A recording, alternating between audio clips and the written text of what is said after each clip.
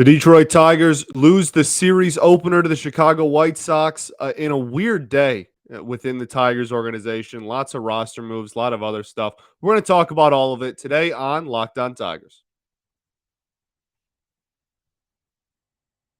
You are Locked On Tigers, your daily Detroit Tigers podcast.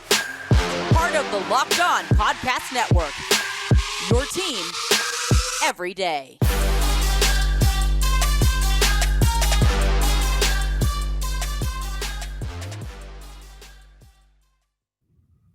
What is up, everybody? Welcome back to another edition of Locked On Tigers. I'm, of course, your host, Scott Bentley. Today is Tuesday, June 14th, 2022. Thanks for making Locked On Tigers your first listen every day.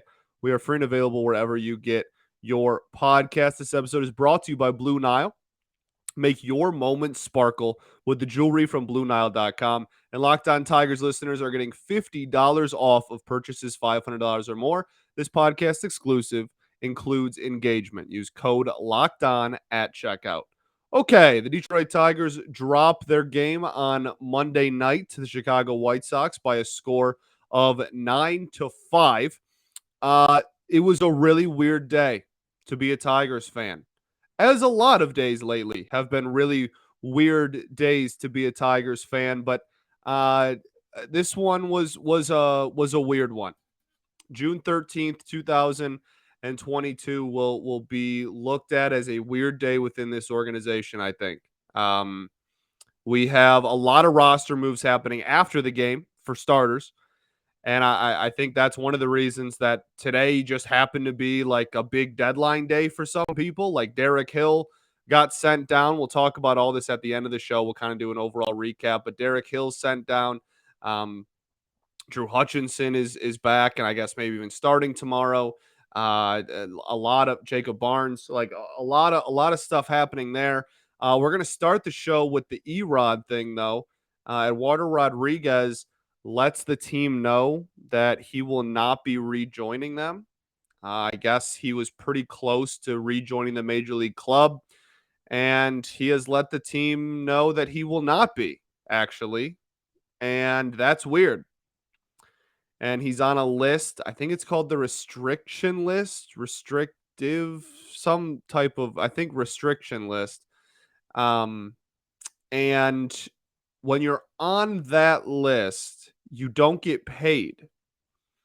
So this isn't, he's just going to sit and collect a paycheck and just kind of fizzle off or whatever. Like the people that everybody's got to take whenever something like this happens. And we're not going to speculate here.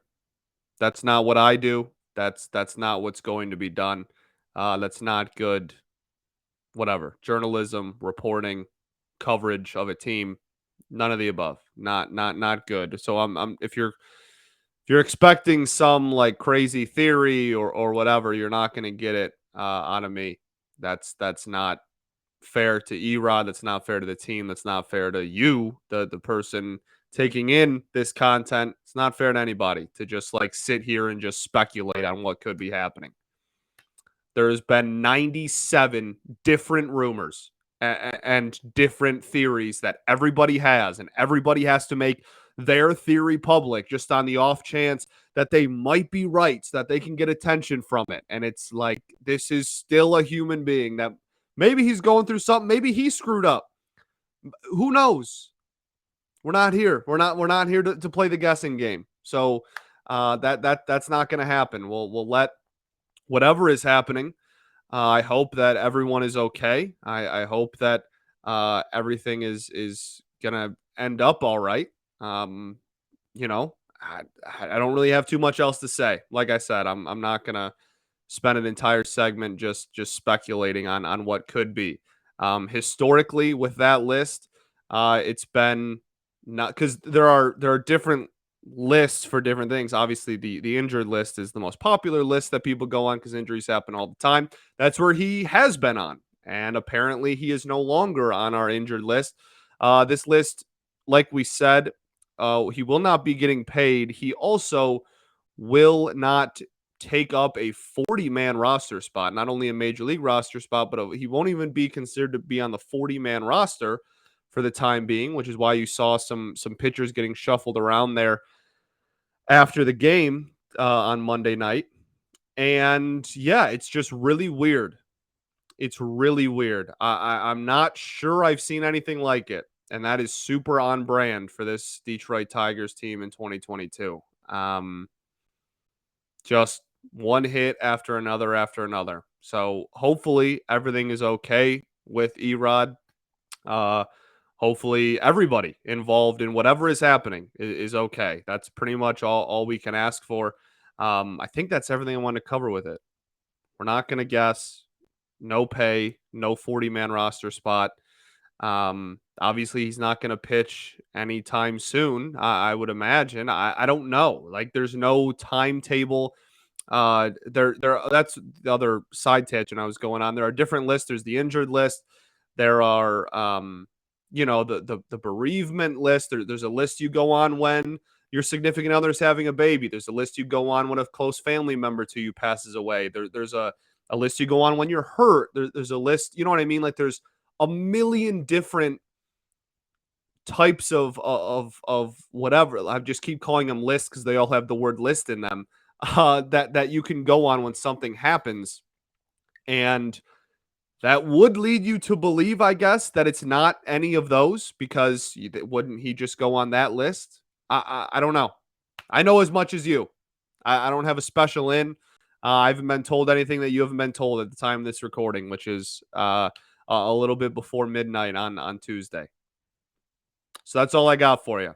Hopefully, hopefully everyone is okay, and hopefully it's not a huge thing, whatever is going on. But officially listed as personal reasons. So there you go. That is the extent of the report, and we can move on and talk about this game. 9-5 loss. It was also a weird one.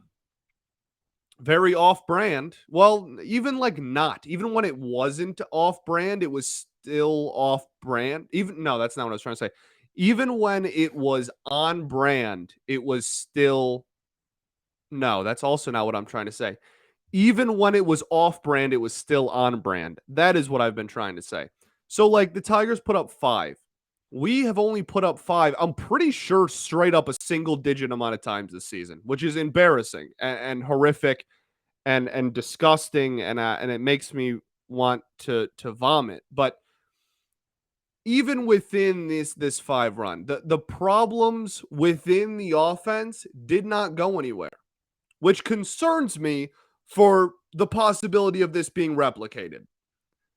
Now, I would love to be wrong. I've said it a million times. You guys are all very aware. I would much rather be wrong and have it benefit the Detroit Tigers than be right. I am not that prideful of a person.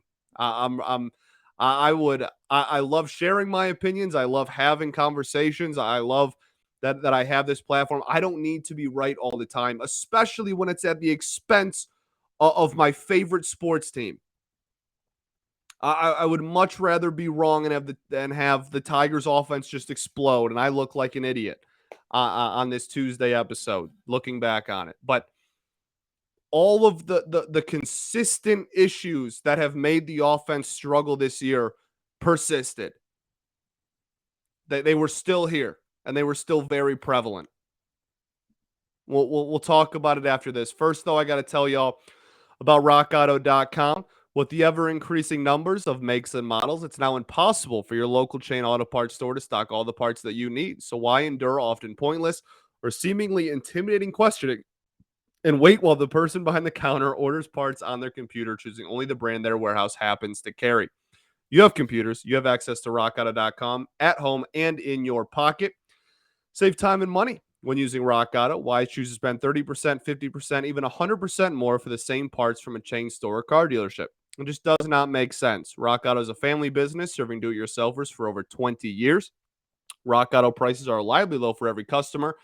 They have everything you could need: brake parts, tail lamps, motor oil, even a new carpet.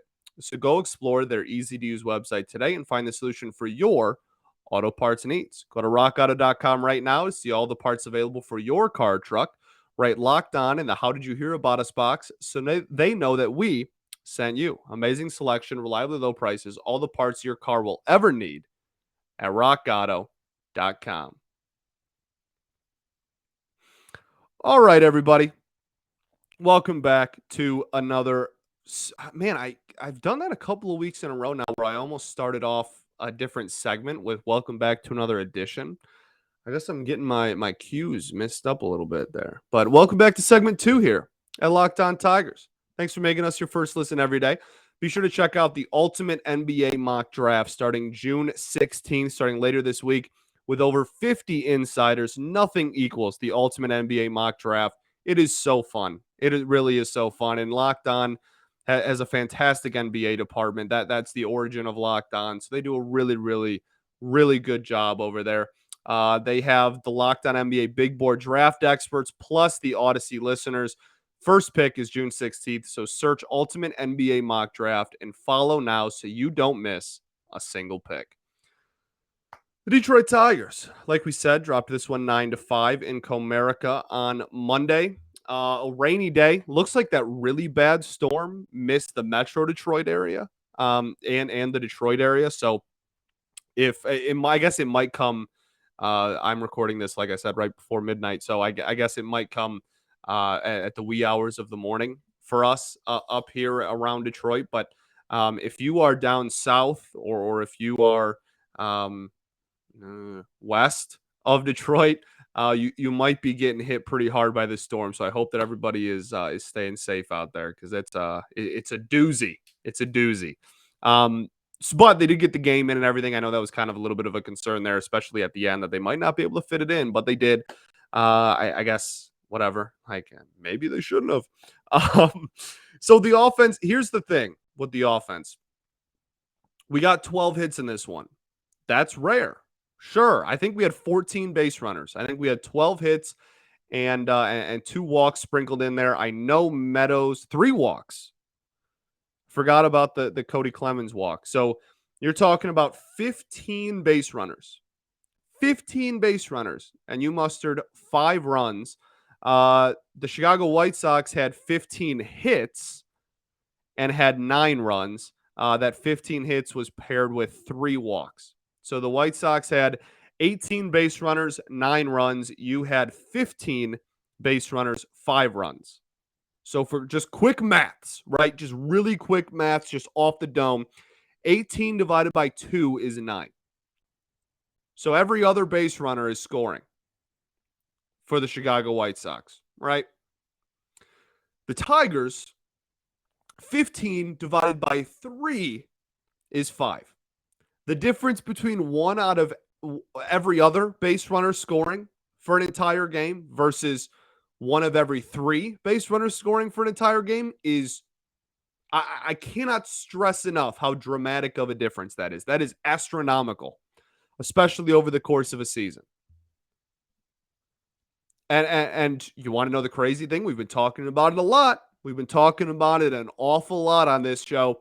No extra base hits. You had 2 is me being dramatic. You had 2. You had 1 solo home run on the first pitch your offense saw. Then for the rest of the game, you had 1 double. That's it. That is the extent of your extra base hits. The Chicago White Sox, with their 9 runs, had 4, and 2 of them were home runs. I don't want to keep beating a dead horse here, but it's just painfully obvious. That's how the game of baseball is played. Whether you like it or not, whether you're an old school kind of a baseball fan, you love small ball, that's great. That's within your right. You have.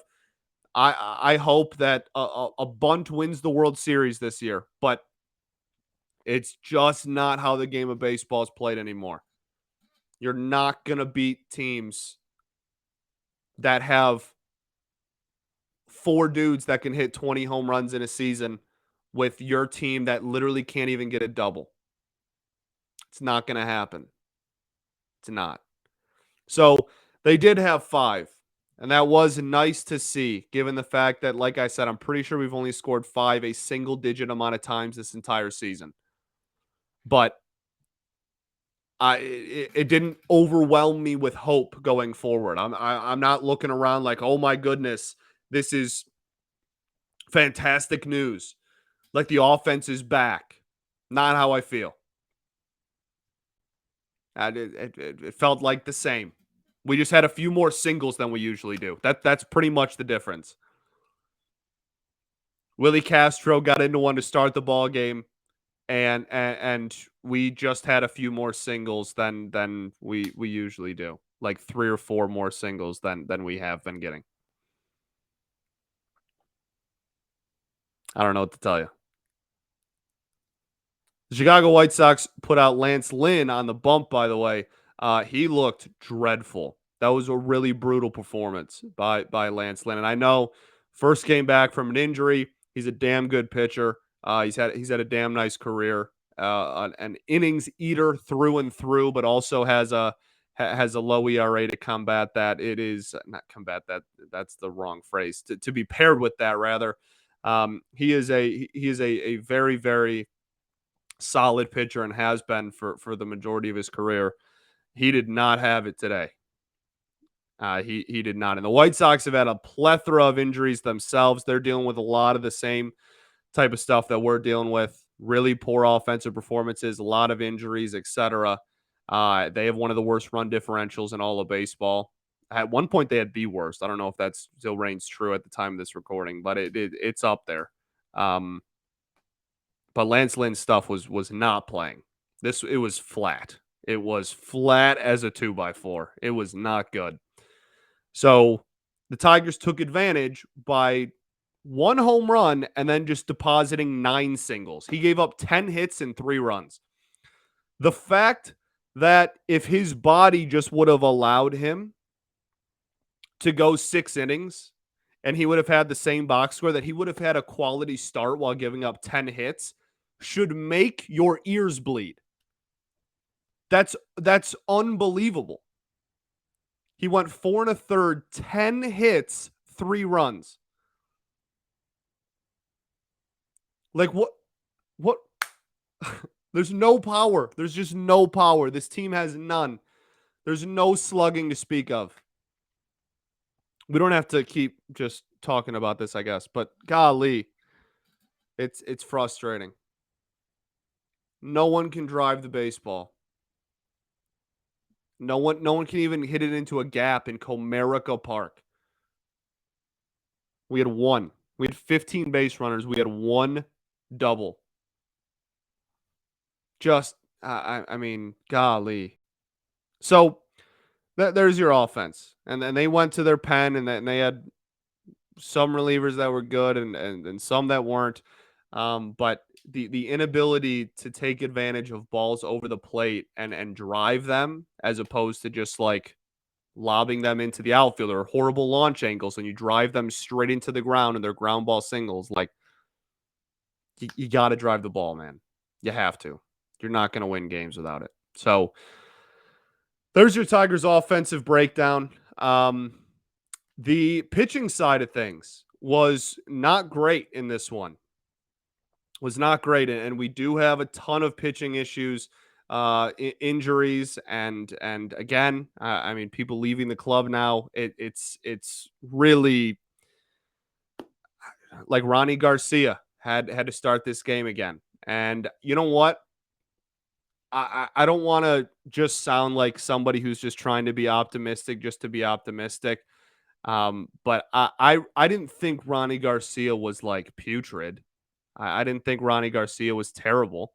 I thought he had a couple of nice pitches in there. He hung a slider a couple of times. I guess that's a curveball for him, but you know, he was giving up a lot of hard contact for sure. But he had a couple of swing and miss things going on. He had a couple of called strikes. I didn't think that it was some like terrible performance. I mean, Will Vest came in after him and gave up a couple more runs. 1 run, 2 runs that were credited to Ronnie. And by the way, Will Vest all over the place in this one, had no command in this game. None. And his ERA won't get affected, right? His ERA goes down because the runs he gave up were inherited. But his command was all over the place. They were calling fastballs high. He was throwing them at the knees. They were calling sliders low and outside. He was hanging them up and in. It was a really tough outing for Will. And well, then we'll get to Chafin and the rest of the gang there because a couple of other not great performances. It's just like the one time that the offense kind of mustered up a good performance and scored some runs. The pitching, which has been solid all year, just completely implodes. And the defense, which has been a reoccurring problem all year, imploded for the 19th time. Unbelievable. But we'll get into all that after I tell you all about Blue Nile. Blue Nile is the original online jeweler. Whether you're ready to pop the question or you're celebrating a milestone moment, find jewelry as unique as her with the modern convenience of online shopping at BlueNile.com. Blue Nile has simple online tools to let you choose the diamond shape, size, and clarity, as well as setting style. Blue Nile's bench jewelers, that's the word, will then handcraft her perfect engagement ring. Each ring is one of a kind, truly. If you're looking for fine jewelry but having trouble choosing, Blue Nile has jewelry experts on hand 24/7, available via phone, chat, or whatever to help you find the memorable gift at every budget. Make your moment sparkle with the jewelry from BlueNile.com. And Locked On Tigers listeners are getting $50 off of purchases $500 or more. This podcast exclusive includes engagement. Use code Locked On. That's code Locked On. Plus, every order is insured, it ships free, and arrives in discreet packaging that won't give away what's inside. You can shop stress-free and find your forever peace at BlueNile.com today.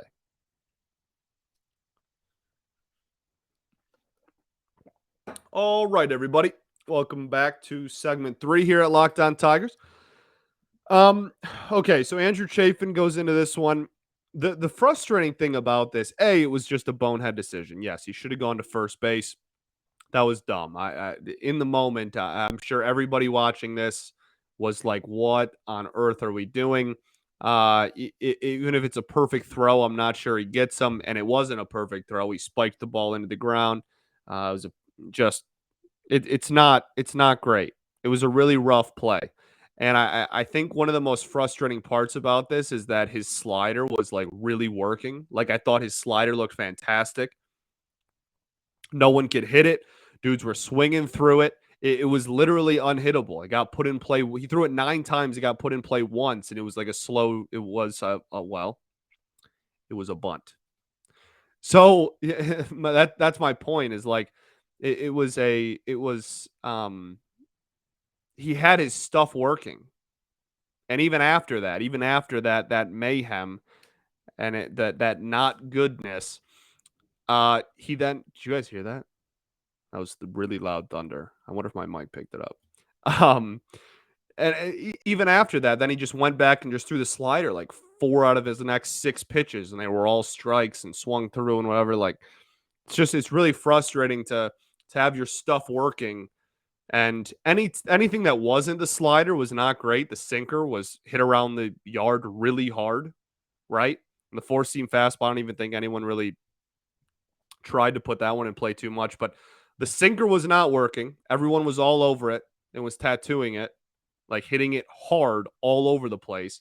The slider was a really effective pitch, and just a boneheaded decision on top of that. It was really stupid. Like there's no way around it. There's no. I'm sure he'll tell you it's stupid. He seems like a pretty straight shooter. Andrew Chafin does. So really frustrating on that, and ended up, I believe, costing the team 3 runs at the end of the day, and we lost by 4. So I guess like the offense wasn't good enough to even make it really matter, I guess, or the pitching was bad enough, if you want to put it that way. Like even without those 3, we still give up 6 runs. I don't know. It's just all of it's frustrating. I'm very, very exhausted. Very exhausted.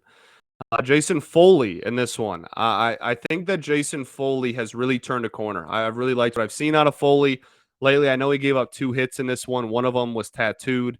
One of them was pretty kind of just BABIP-y.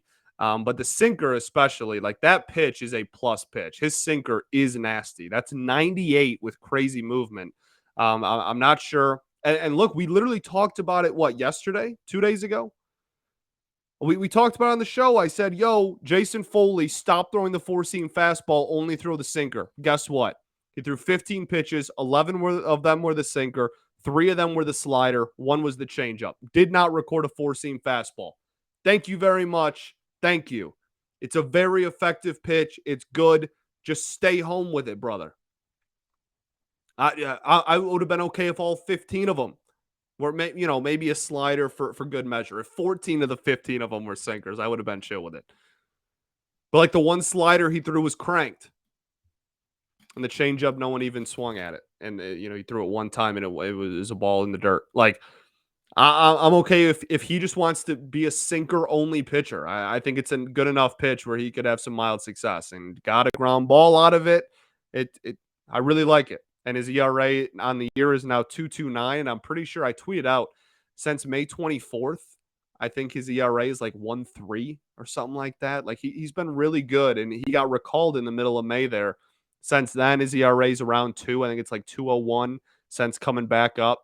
Really, really liking what I'm seeing out of Foley, which is a change of pace from what we saw at the beginning of the year before he got sent down the first time. So happy to see it. Good for him.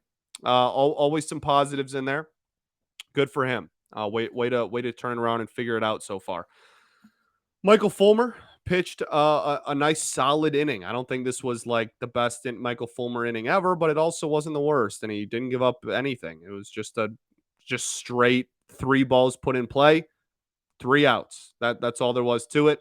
Then Joe Jimenez did not look good. Was very fastball heavy, which I don't understand. That makes very little sense to me. He threw 24 pitches. Why were 18 of your 24 pitches fastballs, dude? Why?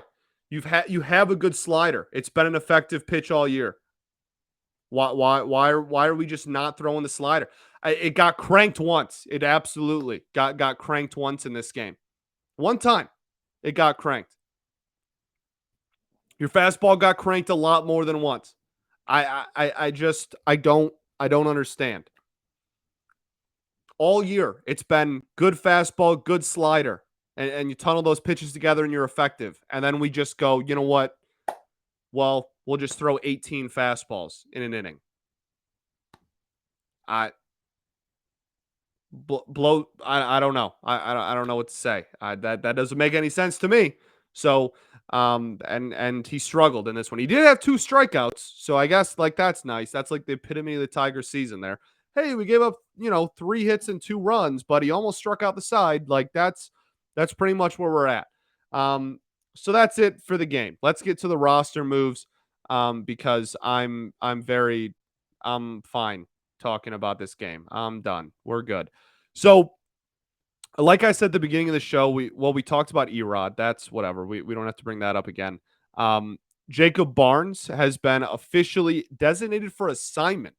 So not only is Jacob Barnes getting no longer will be on the major league roster, he will no longer be on the 40-man roster. So he is done. I'm not sure I would really hold my breath for a Jacob Barnes return to the major league roster.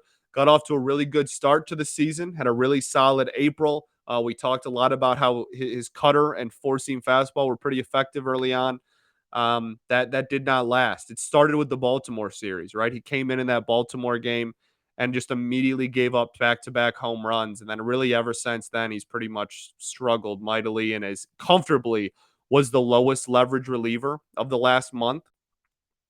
He would just go out when it was a blowout and it was like the 5th inning. Like that's when he's kind of lived over the last 3 weeks. So not all too surprising. We've talked about it on this show the last week probably.